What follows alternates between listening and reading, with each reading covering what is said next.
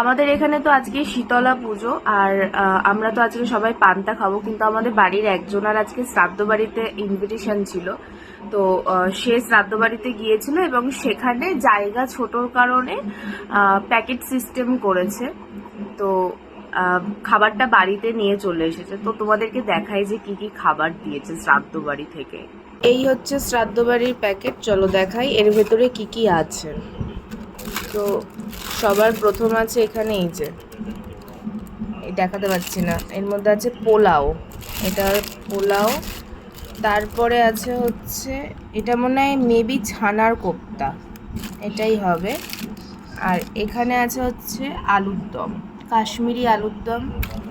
এটা হবে হচ্ছে চাটনি, এই যে, হ্যাঁ এটা চাটনি, আমি আর ঢাকনাটা খুললাম না। আর এটা হচ্ছে সন্দেশ।